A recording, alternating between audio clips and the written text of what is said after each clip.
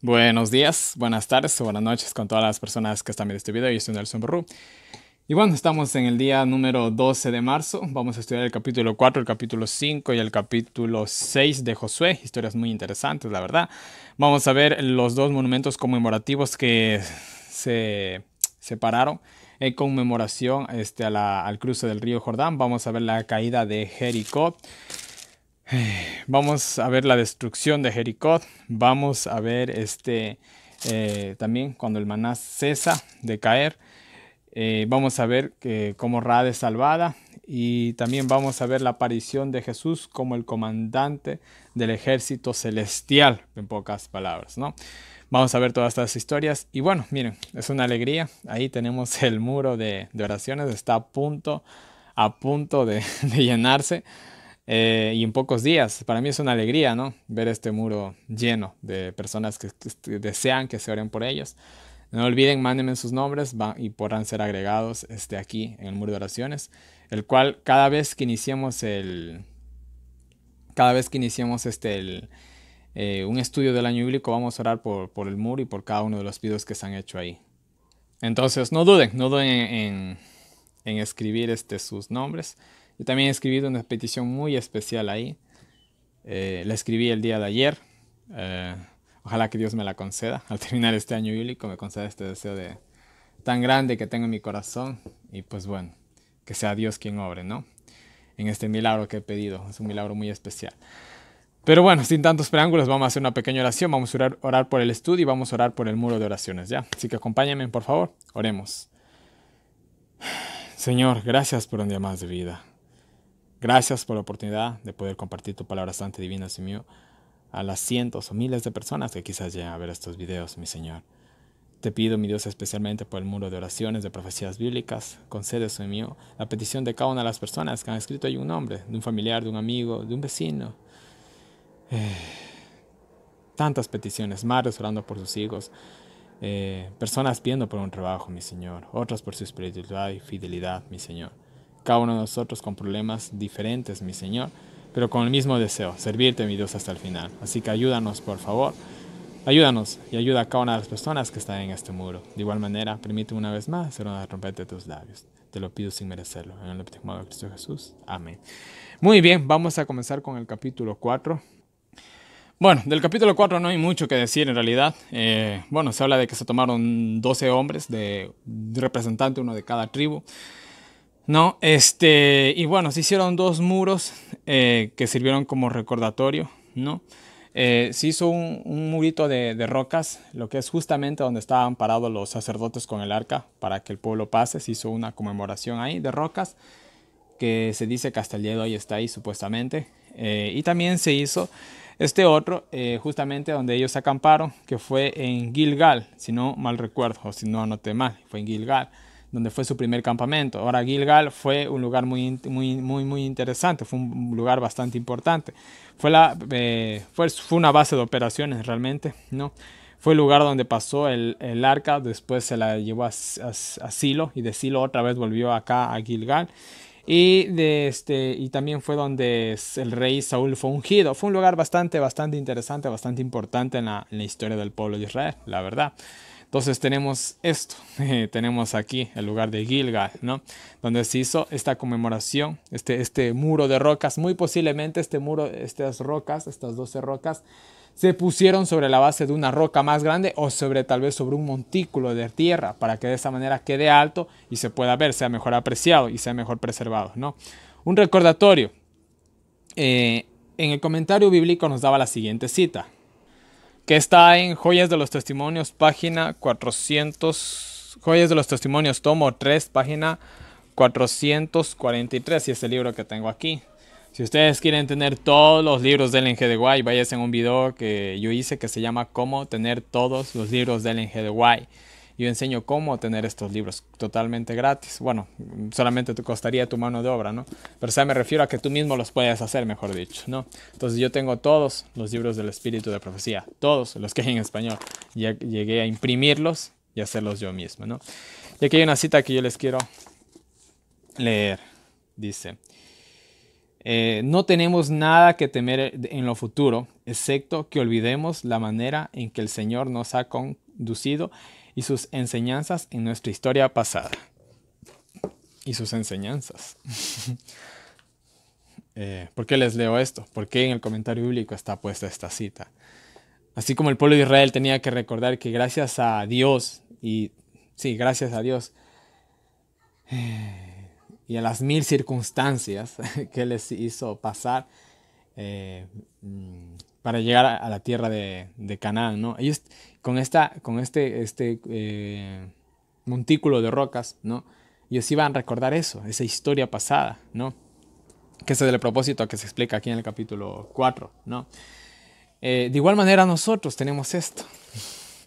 Tenemos esto. ¿Cómo nosotros en el tiempo del fin vamos a permanecer firmes? Este es nuestro montículo de rocas, ¿no? Entonces miren, no tenemos nada de que temer. Por ejemplo, miren, yo ayer me pasó una experiencia muy bonita, muy hermosa. Y estaba reflexionando. Yo reflexioné anoche, estaba reflexionando hoy día. Y yo dije, ¿por qué no esperé un poco más? Sí, en ciertas circunstancias, ¿no? Porque sí tomé decisiones que tuvieron solución. No fue nada grave, ¿no? Pero yo ayer estaba esperando por ciertas cosas, ¿no? Dije, ¿por qué no esperé un poquito más? Dije, de haber sabido que Dios me iba a dar esto, este regalo tan hermoso, hubiera esperado más tiempo, decía entre mí, ¿no? Pero bueno, ahí estamos, ¿no? Pero seguimos en el camino. Totalmente seguimos en el camino. Ahora, miren, yo, de manera personal, ¿no? Cuántas cosas que he vivido y a veces realmente cuántas experiencias, ¿no? Que yo digo, ay, pero si hubiera esperado o si hubiera sabido, ¿no? La típica, ¿no? Si hubiera sabido, no hubiera hecho esto, decimos. Entonces, miren, mis queridos hermanos, recordemos como Dios ya ha obrado en el pasado en nuestras vidas. Olvidémonos de la historia bíblica. Solamente recordemos como Dios ha obrado en el pasado en nuestras vidas, ¿no? Entonces, según eso, nosotros también podemos tener más fe en Él para las cosas que algún rato se van a venir en el futuro. Bueno, como les dije, no hay mucho que decir del capítulo 4. Sacaron unas cuantas lecciones, ¿no? ¿Qué más tenemos? El versículo 10 dice que se apresuraron, se dieron premura. El comentario bíblico adventista no especifica por qué había tanta prisa, más la Biblia, no me acuerdo cuál fue, no me acuerdo si era la arqueológica o la Biblia mundo hispano, no me acuerdo. Pero ellos decían, en una de esas Biblias leí el comentario de que era que se daban prisa. ¿Por qué? Porque está cruzó aproximadamente 2 millones de personas. 2 millones de personas no cruzan en 15 minutos, ¿ya? Se demoran algunas horas, ¿ya? Entonces la prisa era porque los pobres sacerdotes estaban con el arca debió haber sido pesada, ¿ya? Por ese lado, entonces estaban con esa premura y de igual manera ellos se tomaron el día para cruzar, entonces muy posiblemente estaba llegando la noche y por eso era la prisa, más que seguro era por eso, ¿no? Muy bien, ya. Muy bien, de las tribus de Rubén, de Gad y de la media tribu de Manases dice que pasaron 40,000 soldados armados. Pero en realidad actos para la guerra, de estas dos tribus y medias tenían 110,580 personas, o hombres más bien dicho, preparados o actos para la guerra, de los cuales solo pasaron 40,000. ¿Qué pasó con los otros 60,000 y no sé cuántitos más? 70,000 aproximadamente. ¿Qué pasó con el resto? Pues ellos se quedaron pues cuidando a las mujeres y a los niños, ¿no? Y a los ancianos, obviamente, ¿no? Que no cruzaron el Jordán. Acuérdense que ellos tenían una propiedad no cruzando el Jordán. Entonces, no podían tampoco dejar desamparado a las mujeres y a los niños. Alguien tenía que quedarse. Y pues bueno, se quedó un gran número. Tampoco no era necesario realmente no era necesario tantos soldados. Acuérdense que Dios venció una guerra con 300, ¿ya? En fin, y ni entramos en más historia, que Dios ha hecho milagros con nada. Acuérdense que con la quijada de un burro derribó a 1000, ¿ya? Y con un solo hombre venció a 10,000. Estoy hablando de Sansón en el templo de Baal, etcétera. Entonces, miren, eso nada más, ¿no? Muy bien, dice el versículo 14 que Josué se ganó el respeto del pueblo por esta señal que se hizo, ¿no? En otras palabras, el pueblo sabía que él era un profeta, sabía que él era el enviado de Dios, sabían que Dios estaba actuando por medio de él. Eso es prácticamente lo que trata de decir esto, ¿no? Nada más. ¿Qué más tenemos, no? Versículo 19, y el pueblo subió del Jordán el día 10 del mes primero y acamparon en Gilgal, al lado oriental de Jericó, ¿no? Gilgal significa círculo de piedras. Más adelante tiene otro significado este nombre, ya vamos ahí en el capítulo 5, ¿no? Muy bien, ¿qué más tenemos? Y bueno, todo esto era para recordar la obra de Dios, ¿no? Porque, mire, sí, vuelvo y repito, el monumento, todo era para recordar a Dios, ¿no? De su obra, su protección, todo, ¿no? Y de igual manera para contar a los niños, ¿no? Saben que los niños son muy curiosos, entonces, un niño que veía eso, le llenaba la curiosidad: papá, ¿qué significa eso? Pues bueno, mira, hijo, esto significa aquello, lo otro, y se contaba la historia, ¿no? Ese era el propósito de Dios, ¿no? Muy bien, miren, algo interesante, versículo 24 dice: para que todos los pueblos de la tierra conozcan la mano de Jehová, que es poderosa, para que temáis a Jehová vuestro Dios todos los días, ¿no? Para que todos los pueblos, escúcheme, el propósito del pueblo de Israel, no en sí, verán, en sí, el propósito del pueblo de Israel no era tomar en sí la tierra de Canaán, sino que el mundo entero conozca la gloria de Dios. Fue por eso que Dios proveyó las circunstancias para que Faraón, o sea, pueda ver los milagros de Dios, las 10 plagas y todo lo que sucedió. Y todas las cosas que habían sucedido era para que el pueblo viera y, ¿saben qué?, se convirtiera, de los cuales, por ejemplo, en la ciudad de Jericó, ¿cuántas personas, gracias al testimonio, a las maravillas y a los milagros de Dios, se convirtieron? Una. Y esta salvó toda una familia. O sea, ese era el propósito. Y el propósito de Dios no era destruir Jericó, no.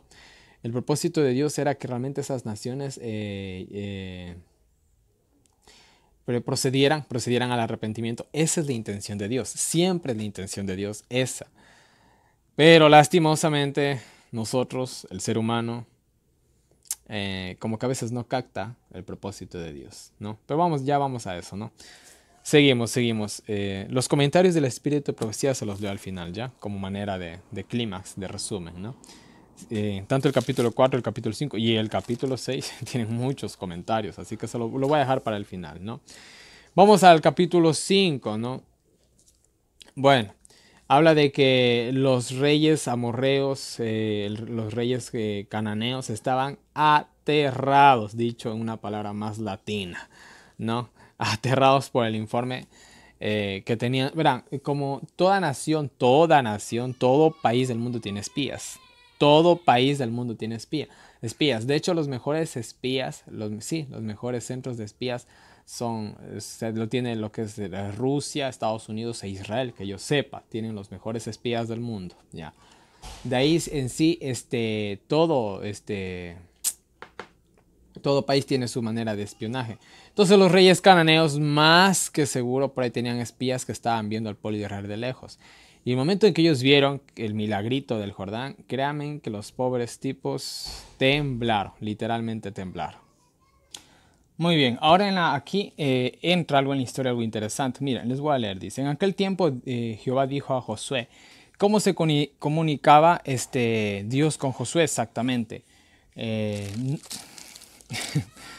No fue como lo hacía con Moisés, eso lo sabemos, ¿no? Más que seguro lo hacía por medio de Eleazar, sino que aquí no omite los detalles, ¿no? No dice, bueno, y José fue a la presencia de Eleazar y consultaron a Dios. No pone esto aquí en el relato, lo omite, lo deja a un lado, pero más que seguro fue el método, porque eso fue la manera que quedó designada para que ellos pudieran consultar a Dios antes de que muriera Moisés, ¿no? Entonces, bueno, Jehová, ¿a qué está hablando? Jehová por medio de Eleazar, más que seguro era así la cuestión, ¿no? Entonces, yo no voy a repetir eso cada rato tal vez, pero bueno, ya ahí queda claro ese punto, ¿no? Y miren lo que les dijo Dios a Josué: hazte cuchillos afilados. Bueno, realmente eran pedernales, eran pedazos de roca que se usaban como cuchillos. Hay cierta roca que tú le partes y realmente queda muy filosa, se puede usar como cuchillos. Yo incluso que por ahí sé algo de supervivencia, sé que existe ese material. No sabría dónde conseguirlo exactamente. Tendría que conocer un poquito más de rocas. Pero bueno, no va al caso. ¿Qué más dice? Y vuelve a circuncidar por segunda vez a los hijos de Israel. O sea, ¿será que un hombre se puede circuncidar 2 veces? No, no se puede circuncidar 2 veces, ¿no? ¿Por qué? Versículo 3. Y Josué hizo, bueno, cuchillos afilados, circuncidó a los hijos de Israel en el monte de los Perpucios, ¿no? Versículo 4 lo explica bien. Esa es la causa por la cual Josué lo circuncidó. Todo el pueblo que había salido de Egipto, los varones, todos los hombres de guerra, habían muerto en el desierto por el camino después de que salieron de Egipto. En otras palabras, mire, cuando ellos quebraron el pacto que habían hecho, el primer pacto que hicieron al pie del monte Sinaí, no, ellos quebraron el pacto cuando desobedecieron con la rebelión también de los dos espías. Bueno, desobedecieron muchas veces, ¿no? Debido a eso, ya no se circuncidaba a la gente, ya no se circuncidaba a los niños, ¿no? Ya no se los circuncidaba a ellos y de igual manera ya no se guardaron las fiestas. Por 38 años exactamente no se guardaron las fiestas, ya que ellos habían quebrantado el pacto. Lastimosamente, pero ahora, como había muerto toda esta generación, ahora se volvió a renovar el pacto y se volvió a circuncidar a todos los varones, ¿no? Se volvió a circuncidar a todos los varones y más posteriormente se va a ver cómo también se celebró la Pascua, ¿no? Entonces todo se volvió a renovar en pocas palabras, ¿no? Muy bien. Y bueno, ¿qué más tenemos? Ya, eso ya leí. Muy bien. Ya, y el versículo 5 les dice, todos los del pueblo que habían nacido en el desierto por el camino después que salieron de Egipto no estaban circuncidados, ¿no? Ahí está. O sea, los más jóvenes no estaban circuncidados, ¿no? Josué dice que circuncidó a todos, ¿no? Y bueno, descansaron, reposaron hasta que se sanaron. Me imagino que debió haber sido algo, tiene que ser algo bastante doloroso, es de la circuncisión, ¿no? Y bueno, ¿qué más? Y versículo 9, y Jehová dijo a Josué, hoy he quitado de vosotros el oprobio de Egipto, por lo cual el nombre de aquel lugar fue llamado Gilgal, otra vez Gilgal, hasta hoy dice. Bueno, Gilgal aquí significa he quitado. Es un juego de palabras, y se tendría que saber hebreo para poder explicar.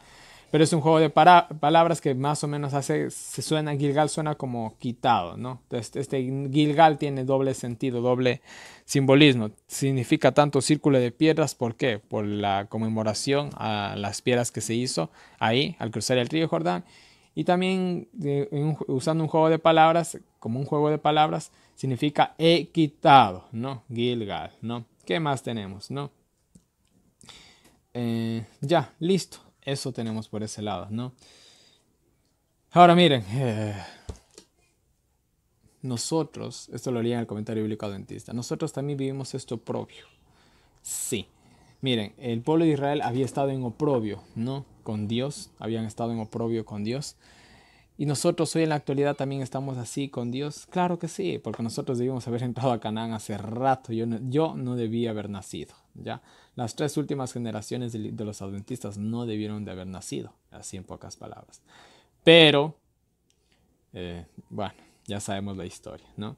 Entonces nosotros también estamos así y necesitamos el derramamiento del Espíritu Santo. Miren, es interesante, ¿no? Simbólicamente, el pueblo de Israel se bautiza 2 veces para entrar a Canaán. ¿Ya? ¿Van entendiendo? ¿No? ¿No entienden? No, muy bien. ¿Cuántas veces nos bautizamos nosotros? ¿Cuántas veces fueron bautizados los discípulos de Juan el Bautista? Juan el Bautista dice, yo bautizo en agua. ¿Fuimos bautizados en agua? Alcen la mano. Ah, ya. Sí hemos sido bautizados en agua, ¿verdad? Sí hemos sido bautizados en agua. ¿Cuántos de nosotros hemos sido bautizados en espíritu? Bajen la mano. Bajen la mano. Nadie se ha bautizado en espíritu. Hemos recibido las arras del espíritu, que es muy diferente. Pero en sí, bautizados en espíritu, no lo hemos sido. Ellos estaban siendo bautizados en espíritu ahora, porque ya entraban a Canaán. Entraron a Canaán prácticamente. Se están preparando para la etapa final, a la entrada a Canaán. Y nosotros, para entrar a la etapa para cuando entremos en la etapa final a Canaán, seremos bautizados otra vez con el Espíritu Santo. El derramamiento del Espíritu Santo, la lluvia tardía, claro que sí, ahí tenemos un paralelismo, ¿no? Interesante, ¿no? ¿Qué más tenemos? Pero bueno, vivimos ahora nosotros esto propio, claro que sí, estamos, entre comillas, ¿no? Resentidos con Dios, claro que sí. Pero hay manera de vindicarse, claro que sí, como lo fue con el pueblo de Israel, ¿no?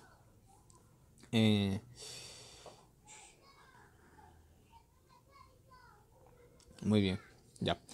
Vamos, y bueno, dice que acamparon en Gilgal, celebraron la Pascua a los 14 días del mes por la tarde en los llanos de Jericó. O sea, celebraron la fecha que era, ¿no? Versículo 12. Y el maná cesó el día siguiente, desde que comenzaron a comer del fruto de la tierra, y los hijos de Israel nunca más tuvieron maná. Se acabó el maná. ¿Por qué? Porque ya no era necesario, ya no era necesario el maná. Y vuelvo y repito, Dios dio eso porque realmente en el desierto no había de dónde sacar comida, ¿no? Entonces Dios cogió y proveyó el maná por eso. Y como les dije, Dios no le gusta a la gente ociosa, ¿no? No les iba a dar pan gratis cuando ellos ya podían trabajar. Dios es así, por si acaso. A Dios no le gustan los ociosos. No les gusta para nada los ociosos. Mente desocupada, taller del diablo, dicen que es, ¿no? Si han escuchado ese refrán, muy sabio de hecho. Muy bien, muy bien. Miren, aquí viene una historia muy interesante. Yo no entendí hasta que leí los comentarios del Espíritu, pero sí dije, ahora sí entiendo por qué. Miren, vamos a leer y ustedes ya van a entender también por qué. Y estando Josué cerca de Jericó, más que seguro Josué salió a meditar. Eso nos dice en Patriarcas y Profetas, donde está la historia, ¿no? Eso está en la página 526, ahí está. Y también nos dice en la página 526 que el que estaba ahí, que el que se le presentó a Josué era Jesús, ¿no? Patriarcas y Profetas, página 526. Lean la historia. Bueno, y estando Josué cerca, saliendo Josué a meditar cerca de Jericó, alzó sus ojos, ¿no? Ya, salió a meditar, fue a pedir dirección divina realmente Josué, porque, o sea, imagínense, ¿no? Digamos, pongámonos en los zapatos de Josué. Yo soy Josué, ustedes son Josué. Tenemos un pueblo grande, ya sabemos cómo es el pueblo. Al frente tenemos una ciudad con muros impenetrables, literalmente. Oye, yo me pongo a pensar, ¿cómo vamos a hacerle, no? Sí, que hay que confiar en Dios y todo, sí, es verdad. Pero igual, o sea, uno duda, uno es humano, ¿no? Y uno dice, y bueno, al fin, ¿no? ¿Cómo va a ser la cuestión? Dios, ayúdame, ¿no? Dime qué tengo que hacer exactamente, ¿no? Es para ponerse a pensar realmente, ¿no? Entonces él salió a meditar, a pensar, a buscar dirección divina. Y vio un varón que estaba delante de él, el cual tenía una espada. Miren, desvainada. Ojo, detalle, la espada estaba desvainada. Es como tener una pistola cargada. ¿Para qué cargas una pistola? Para disparar, para atacar. Si tú tienes una espada desvainada, ¿para qué es? Es para atacar. Yo que me he ido a veces a la montaña, yo llevo mi machete, mis cuchillos. Llevo 2, 3, 4 cuchillos entre navajas y todo y un machete, ¿ya? Y obviamente, como no los ocupo, están envainados y en sus estuches. Pero cuando los voy a ocupar, pues bueno, simplemente los saco de sus estuches y utilizarlos. Aquí esta arma está a punto de ser utilizada, ¿no? Esa es la alusión que nos da una espada desvainada. Y Josué dice, yéndose hacia él, le dijo, ¿eres de los nuestros o de nuestros enemigos? A ver, ¿quién eres tú? ¿Eres amigo o enemigo? No. Él respondió, no, sino que he venido ahora como príncipe del ejército de Jehová. Entonces Josué, postrándose sobre su rostro en tierra, le adoró y le dijo, ¿qué dice mi señor a su siervo? Él se dio cuenta que estaba ante quién, ante Jesús. Y sabemos que es Jesús porque le adoró. Y sabemos que Jesús permite que lo adoren, pero los ángeles no. Y eso lo podemos ver en Apocalipsis capítulo 19, versículo 10, si no mal recuerdo. Los ángeles no se les puede adorar. Pero aquí el que se le está adorando es a Jesús. Era Jesús, el príncipe, el general de las huestes celestiales, el que estaba ahí. Versículo 15.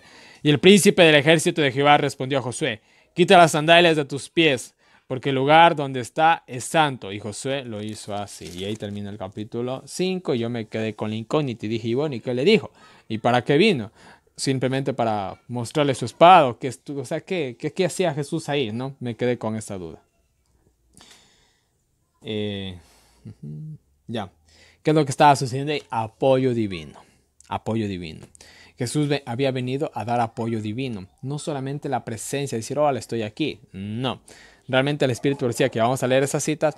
Dice que si José hubiera tenido abiertos los ojos de la visión del Espíritu, podríamos decir, hubiera visto a Jesús rodeado de su ejército de ángeles.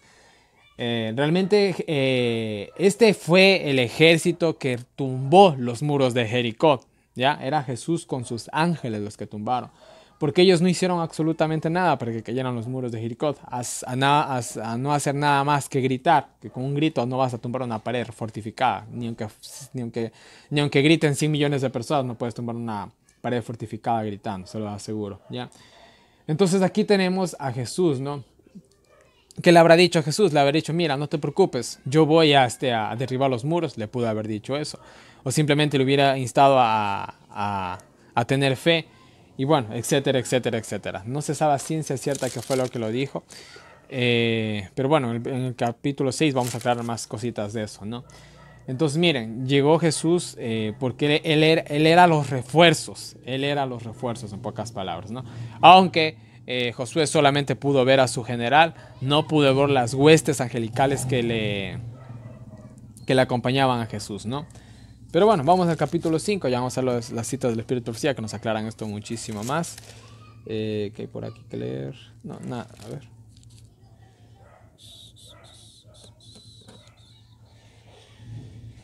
Ya, muy bien, no hay nada más que leer por aquí. Ya, vamos al capítulo 6, ¿no? Jericó cercada y destruida, ¿no? Bueno, dice el versículo 1 nos habla de que Jericó estaba cerrado, bien cerrado. En otras palabras, estaba totalmente resguardada la ciudad. Sus puertas estaban cerradas, fortificadas, estaban en alerta máxima porque el pueblo de Israel estaba ahí.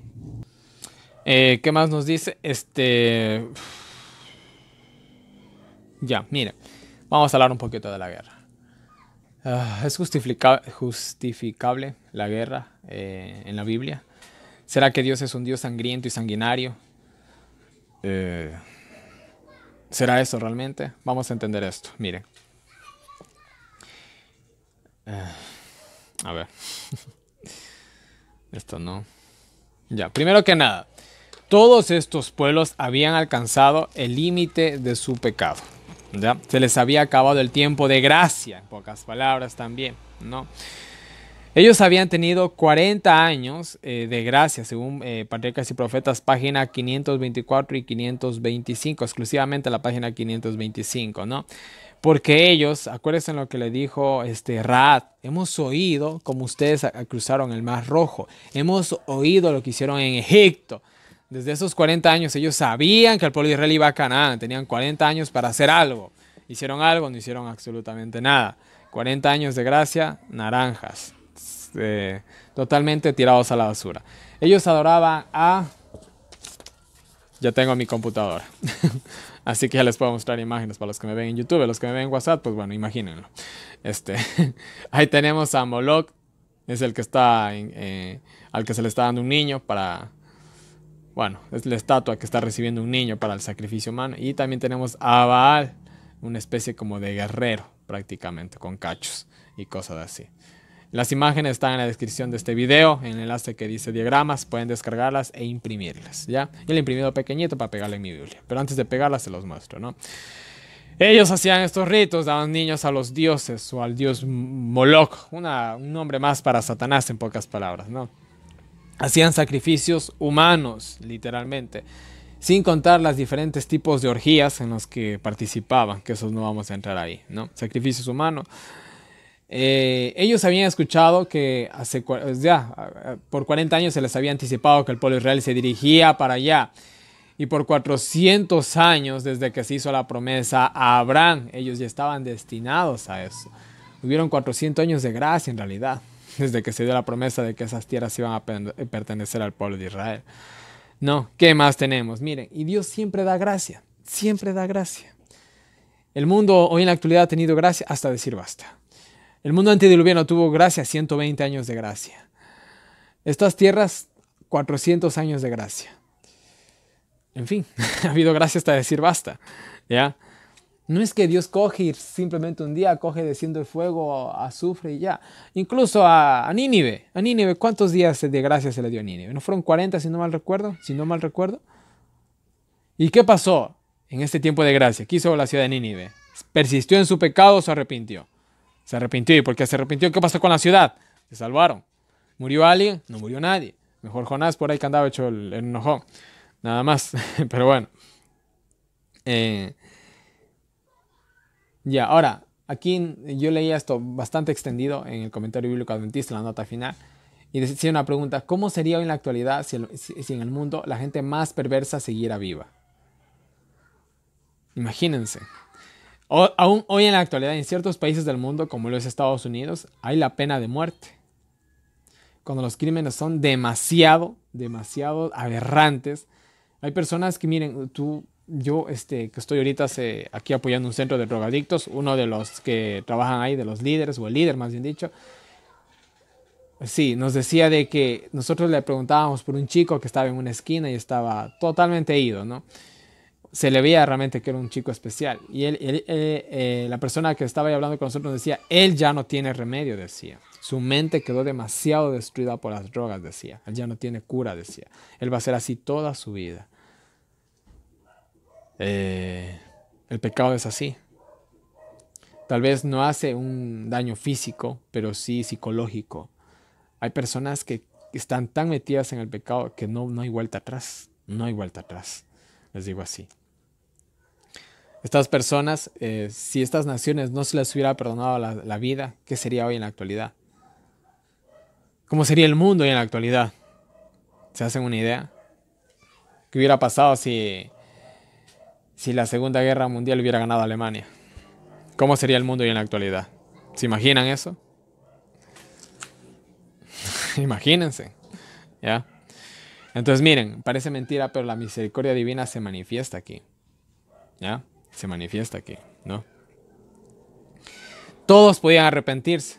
Y tenemos el mejor testimonio: Raad, que no era nada israelita, se arrepintió. Y no solamente se arrepintió, formó parte de la genealogía de Jesús. Ya vimos eso también, ¿no?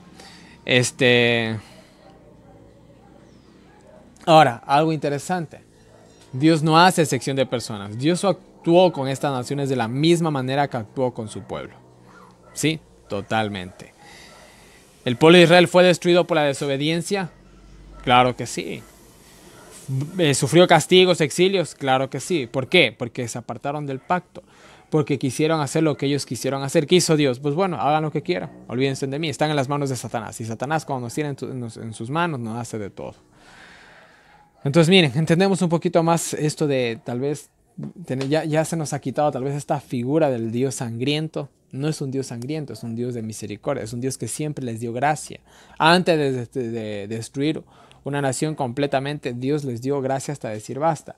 En el tiempo del fin, antes de derramar las plagas, ¿va a haber gracia? Van a haber 4, no van a haber 3, van a haber 4 mensajes que van a impactar al mundo antes de destruir al mundo.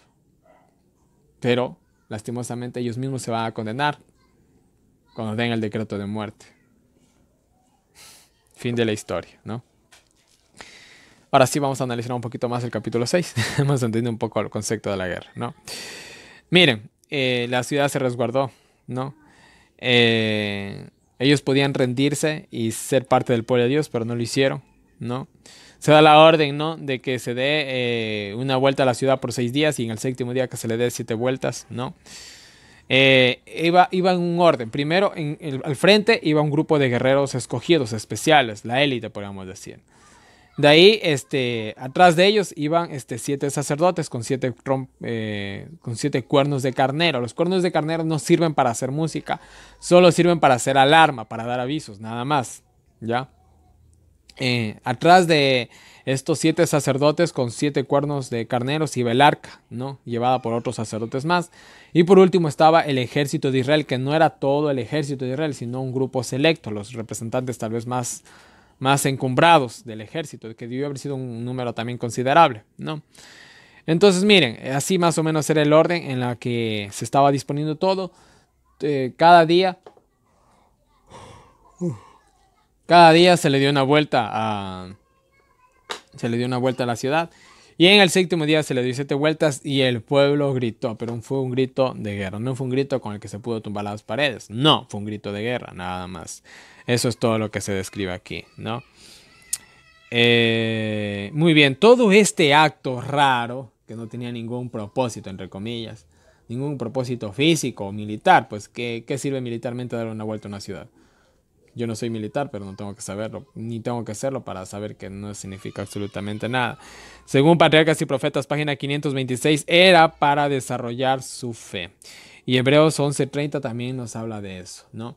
Todo esto era por fe, porque los muros de Jericó se derrumbaron con fe, no con fuerza, no con poder, no con magia, fue con fe simplemente. Ellos tenían que hacer lo que Dios les pedía y punto. Y Dios a lo largo de la Biblia pide cosas raras, rarísimas. Mirar una serpiente de cobre, ¿cómo te curas viendo una serpiente? No me lo preguntes. ¿Cómo tumbas las paredes de una ciudad dándoles 13 vueltas en total? No me lo preguntes. ¿Cómo haces eso? ¿Ya? ¿Cómo salvas ¿cómo salvas la especie animal y humana construyendo un arca? No me lo preguntes, yo no lo sé. Es cuestiones de fe, son cosas inexplicables, ¿ya? ¿Cómo abres un mar con una vara? Era cuestión de fe. Todo era fe. Todo en la vida cristiana es fe. ¿Cómo terminas el año bíblico? No me lo preguntes. También es cuestión de fe. Entonces todo es cuestión de fe, ¿sí me entienden? Todo es para desarrollar la fe. Dios te dice hazlo y uno dice ¿cómo lo hago? Tú solo hazlo, te dice Dios, y uno dice bueno, está bien, lo voy a hacer, aunque no sé ni lo que voy a hacer, pero lo voy a hacer, Señor. En este proceso vas a ver la mano de Dios, ¿ya? Tú no esperes. Yo lastimosamente yo soy así y estoy tratando de dejar de ser así. Yo tengo que ver todo el camino hasta el final y digo ahora sí voy a caminar. Error humano. Con Dios no es así. Dios te dice camina y tú dices pero Señor no veo ni el principio peor el final. Sí, pero camina, tranquilo, confía en mí, te va a ir bien. Camina, tienes que caminar, con Dios es así, ¿no? Ellos les dijo, miren, den las vueltas a la ciudad, etcétera, etcétera, y en el último día van a gritar, van a dar un grito de guerra, pero ¿cómo? ¿Por qué vamos a gritar? ¿Por qué vamos a dar un grito de guerra si no vamos a poder ir a la guerra? Esa era la lógica, porque no iban a poder atravesar los muros de Jericó. Pero ¿saben qué? El pueblo, por magnífica vez, no por única vez, pero por magnífica vez, hizo caso todo al pie de la letra, ni siquiera murmuraron. A diferencia de lo que hicieron en el desierto, ¿no? Aquí ya habían aprendido mucho, mucho parece. Ni siquiera murmuraron, hicieron todo. Ellos gritaron, dieron su gritito de guerra. No sé cómo gritan cómo habrá gritado el pueblo de Israel. Dieron su grito de guerra y se cayó el muro. ¿Por qué? ¿Qué ejército realmente está impactando el muro? No era el ejército israelita, el ejército de los ángeles de Jehová. Y Jesús encabezando ese ejército. ¿Se imaginan eso? Jesús dijo, tranquilo, Josué, yo voy a derrumbar los muros. Tú vas a hacer lo que es la expiación, podríamos decirlo, ¿no? Eso era todo, ¿no? Nada más. ¿Qué más tenemos por acá? ¿Fue un sábado el séptimo día? No se sabe. Pero alguno de los 7 días debió haber sido un sábado, ¿no? Ahora, sería una profanación al sábado que en el séptimo día se hubiera hecho esta matanza, o que en alguno de los 7 días se hubiera dado una vuelta a la ciudad. ¿Hubiera sido pecado eso? ¿Sí o no? No lo es. ¿Por qué? Porque es el mandato divino. Y todo, escúchenme bien, todo lo que Dios nos manda a hacer en su día, lo podemos hacer. ¿Sí me entienden? Todo lo que sea para salvar un alma se puede hacer en sábado. Para salvar un alma. Y para hacer la obra de Dios y su voluntad, todo es permitido en sábado. La voluntad de Dios, no la tuya, la voluntad de Dios, ¿ya? Entonces no es pecado, ¿no? Y bueno, el pueblo obedeció exactamente, con total obediencia, de manera extraordinaria, obedecieron. Parece que tenemos aquí un pueblo que ha aprendido de sus errores, ¿no? Pero bueno, toda la ciudad iba a ser anatema, toda. Ganado, mujeres, niños, ancianos, hombres, riqueza, posesiones. Lo único que se iba a salvar era lo que podía resistir al fuego, ¿no? Y en eso estamos hablando del oro, la plata, el bronce y el hierro, ya que era lo único que podía resistir al fuego. Fueron las únicas cosas que se salvaron de ahí, ¿no? Entonces todo iba a ser anatema, todo iba a ser dedicado a la destrucción para Dios, ¿no? Ya, muy bien. ¿Qué más tenemos por acá? Bueno, versículo 21. Y destruyeron a filo de espada todo lo que había en la ciudad, hombres y mujeres, jóvenes y viejos, hasta los bueyes, ovejas y asnos, ¿no? Fin de su gracia. Se les había acabado el fin de la gracia a la ciudad de Jericó. Sí. ¿Le va a pasar esto algún día al mundo entero? También. Esperemos no ser parte de Jericó, ¿no? Y bueno, aquí viene el cumplimiento de la palabra, ¿no? De la palabra de los espías, de los dos espías que eran, bueno, se lo escribe como dos jóvenes. Fueron ellos, sacaron a Arad, a su familia, a sus posesiones, ¿no? Y les pusieron, los pusieron a ellos, a su familia, fuera del campamento hasta que se purifiquen, hasta que se les explique las reglas, las leyes, las normas, etcétera, para poderlos incorporar en el pueblo, que más adelante obviamente eso llegó a pasar, ¿no? Se echó una maldición sobre cualquiera que quisiera reconstruir la ciudad. Lastimosamente, hubo quienes quisieron hacerlo. Esta historia se describe en Primera de Reyes, capítulo 16. Y en el versículo 34 nos da la aclaración de que fue un mandato divino. No fue que Josué simplemente quiso maldecir la ciudad. No, fue un mandato divino dado por Dios, según Primera de Reyes, capítulo 16 y versículo 34, ¿no? Y pues bueno, creo que eso es todo. Sí, eso es todo. Toda la historia en sí, resumida, dando ciertos datos por ahí. Nada más, mis queridos hermanos, ¿no? Muy bien. Ahora, miren, les voy a leer los comentarios del Espíritu de Profecía que son mega, súper buenos. Algo más. ¿Por qué se prohibió que se volviera a construir la ciudad de Jericó? Porque tenía que quedar como un recordatorio de esa desolación, así como lo fue, así como quedó Sodoma y Gomorra. Aún hoy en la actualidad se recuerda a Sodoma y Gomorra. Y ahí está, ahí está aún el azufre. El azufre aún está. Y es una área inhabitada, ¿no? Y eso es una lección para todas las personas, ¿no? Para todas las personas que quieren entrar en el pecado de la sodomía exclusivamente, ¿no? Y bueno, en fin, son recordatorios que nos hablan de los juicios divinos, ¿no? Los comentarios del Espíritu de Profecía del capítulo 4 nos dice lo siguiente: Dios quería enseñar al mundo mediante su pueblo. Miren lo que nos dice aquí. Mediante su pueblo Israel, Dios tenía el propósito de dar al mundo un conocimiento de su voluntad. ¿Ya? Sus promesas, sus amenazas, sus instrucciones, sus reproches, sus maravillosas manifestaciones de su poder entre ellos, en bendiciones por la obediencia y castigos por la transgresión y la apostasía. Todo esto tenía el propósito de educar y desarrollar principios religiosos entre el pueblo de Dios hasta el fin del tiempo, hasta el fin del tiempo. Por lo tanto, es importante que nos familiaricemos con la historia de las huestes hebreas y examinemos con cuidado el trato de Dios con ellos, ¿no? Las lecciones de ellos son aplicables para nosotros. Que, por ejemplo, ahorita lo del Jordán, lo del Jordán, las dos veces que el pueblo tuvo que hacer el pacto, las dos veces que fueron necesarios que se bautizaran de manera simbólica. Es una lección para hoy en la actualidad para nosotros también, ¿sí o no? Claro que sí, ¿no? ¿Qué más tenemos? La religión de los días de Moisés y de Josué es la misma que la religión de hoy día. La misma religión de ellos es para nosotros hoy la misma religión, ¿ya? Así de simple, ¿no? Creo que no hay más que dilatarlo porque creo que se entiende muy bien estos pasajes bíblicos. Seguimos con los comentarios del capítulo 5, nos dice el título: La parte de Israel en la conquista de Jericó. Vamos a ver cuál fue el papel, cuál fue la gran cosa que hicieron ellos en esta conquista. Miren lo que nos dice. Cuando Josué salió por la mañana antes de la toma de Jericó, apareció delante de él un guerrero plenamente equipado para la batalla, ¿no? ¿Quién era? El príncipe del ejército de Jehová, ¿no?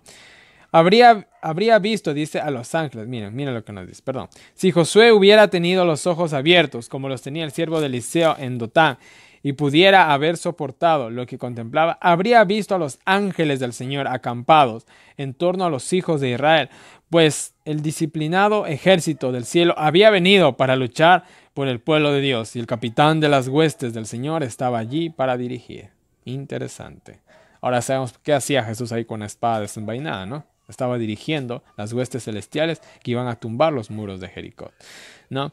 Los ángeles del Señor derribaron las fortificaciones y entraron en la fortaleza del enemigo. No fue Israel, sino el capitán de las huestes del Señor que tomó Jericó. Pero Israel tuvo que realizar su parte para mostrar su fe en el capitán de su salvación. Los muros se van a caer, pero ustedes tienen que darles 13 vueltas en total y gritar un grito de guerra. Es todo lo que tenían que hacer. ¿Qué es eso? Nada. Sinceramente, no hicieron nada. ¿Qué más nos dice? No debéis realizar lo principal de la lucha aquí. Como instrumentos de Dios, debéis rendiros a Él para que pueda planear, dirigir y reñir la batalla por vosotros, pero con vuestra cooperación. Dios no quiere nuestro trabajo, quiere nuestra cooperación. Él tiene el plan, Él es el todo, Él da el primer paso, Él solamente quiere que cooperemos, nada más. Nosotros somos la iglesia, somos la mujer de Cristo, somos la novia de Cristo. ¿Qué quiere un esposo? ¿O cómo realmente funciona un hogar? ¿La mujer manda o el hombre dirige? ¿Cómo es la cuestión? El hombre es el que dirige y que necesita a alguien que le ayude, nada más, eso es todo lo que se necesita. Pero en la actualidad eso el Satanás lo ha corrompido terriblemente. La mujer trabaja, el hombre trabaja, hay una competencia para ver quién gana más, etcétera, etcétera. Pero bueno, esa es otra historia, ¿no? En fin, Dios quiere que cooperemos, no quiere que nosotros hagamos todo. Él es el que va a hacer todo, ¿ya? Él es la cabeza, Él es el líder, ¿no? Él simplemente quiere que nosotros cooperemos. ¿Qué más dice? Para que podáis salir, dice, más que vencedores por medio de aquel que os ha amado. Jesús ya recorrió este camino, Él ya tiene la experiencia.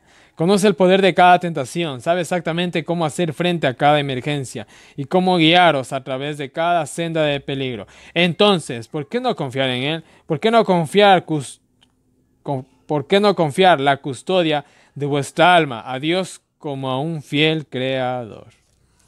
¿Confiamos en Él? Así como Josué confió en Él para la toma de Jericó, nosotros también confiamos en Él para la toma de nuestra vida. Dicho de mejor manera, no creo. Vamos a los comentarios del capítulo 6 que nos dice: los que hoy profesan ser el pueblo de Dios procederían así en circunstancias similares. ¿Seríamos como Josué, que Dios nos dice haz eso y seremos capaces de hacerlo? Yo he fallado muchas veces. Estoy aprendiendo. Con el año bíblico estoy aprendiendo muchas cosas, ¿no? Y sobre todo estoy tratando de aprender a confiar en Dios. Les digo así, ¿no? Sin duda, muchos desearían seguir sus propios planes. Sin duda, muchos desearían seguir sus propios planes. Sugerirían formas y medios para lograr el fin deseado. ¿Tenemos nuestros propios planes? Dios te dice una cosa y vos dices, no, así creo que es mejor. Así creo yo que todavía es mejor. No, mis queridos hermanos, nada que ver. La fe es el poder viviente que se abre camino a través de cada barrera, pasa por encima de todo obstáculo y planta su bandera en el corazón del campamento de sus enemigos. ¿La qué? La fe. La fe atraviesa todo obstáculo. Señor no vio el final del camino, solo camina con fe. Y así como hubo un hombre que pudo caminar sobre las aguas por fe, habrán hombres que hoy en la actualidad también van a poder caminar sobre las aguas de Babilonia por fe, ¿no? ¿Qué más tenemos? Hay profundos misterios en la palabra de Dios. Hay misterios en sus providencias y misterios en el plan de salvación que el hombre no puede sondear.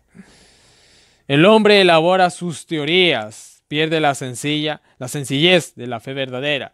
Se vuelve demasiado arrogante para creer las declaraciones del Señor y se circunda con sus propias vanaglorias, ¿no? Miren, ¿qué más? Bueno, voy a leerles, dice. Dios obra poderosamente para que la gente fiel que obedece su palabra sin preguntas ni dudas, la majestad del cielo con su ejército de ángeles arrasó los muros de Jericó delante de su pueblo. Los guerreros armados de Israel no tenían por qué gloriarse en sus proezas. Todo se hizo mediante el poder de Dios. Que la gente abandone todo deseo de exaltación propia, que se somete humildemente a la voluntad divina. Y otra vez Dios manifestará su poder y proporcionará libertad y victoria a sus hijos. ¿Qué les trata de decir estas citas bíblicas? A veces pasa algo y dicen, no, eso fue algo natural de la naturaleza. No, eso fue una coincidencia. Eso fue suerte. Eso tiene una explicación lógica. ¿Han escuchado eso algunas veces? Yo varias veces. A veces yo he caído en eso. Y estas citas me dieron un par de cachetadas a mí. Simplemente fue el poder de Dios y punto. Y se acabó. Pero ¿cómo pasó? ¿Es que fue un terremoto? ¿O fue que ese día el sol se eclipsó? No. Simplemente fue el poder. Simplemente confía. No le busques la quinta pata al gato, que la puedes encontrar. ¿Ya? Pero no es sustentable. Porque los gatos no tienen 5 patas. ¿No? Es así de simple, ¿no? Simplemente confiamos en el poder de Dios. Haya o no haya explicación, confiemos en Él. Eso es lo que nos trata de decir aquí, ¿no?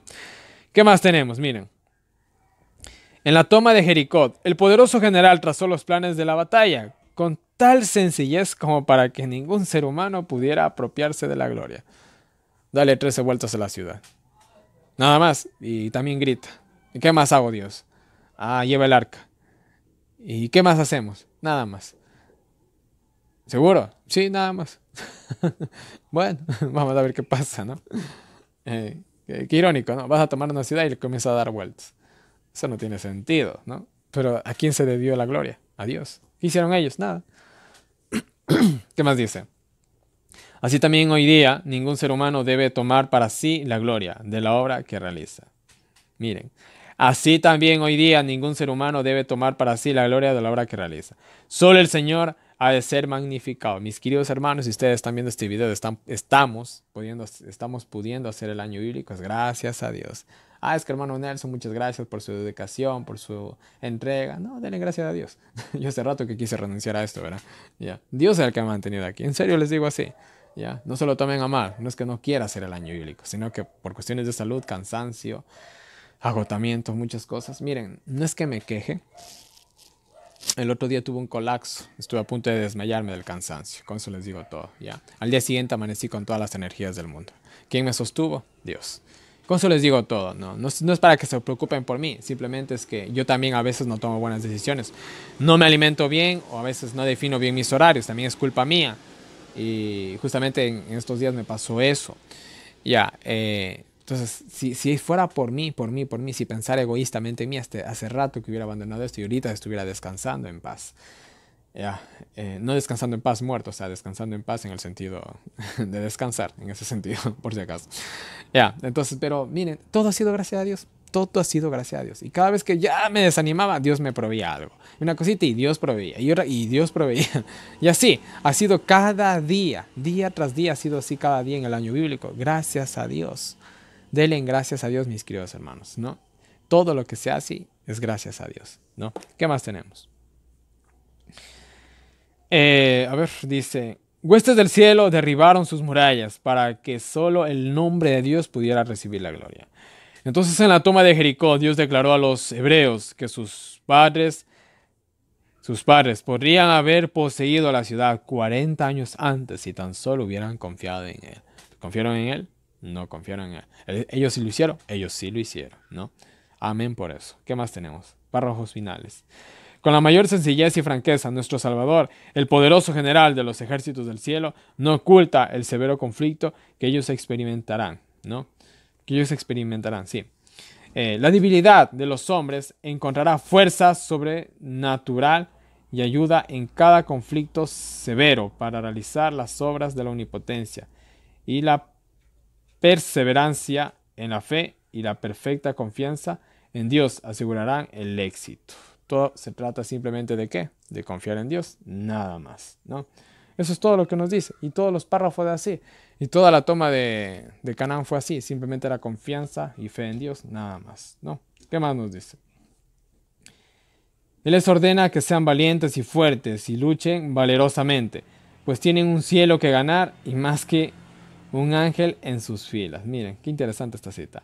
Él les ordena que sean valientes y fuertes y luchen valerosamente, pues tienen un cielo que ganar. ¿Ustedes creen que llegar al cielo es fácil en este mundo? No es. Es imposible, tampoco lo es. Se puede, claro que se puede. ¿Qué más tenemos? En la conquista de Jericó, ninguno de los ejércitos de Israel pudo jactarse de haber empleado su limitada fuerza para derribar las murallas de la ciudad, ya que el capitán de las huestes del Señor hizo los planes de esa batalla con mayor sencillez. Qué interesante.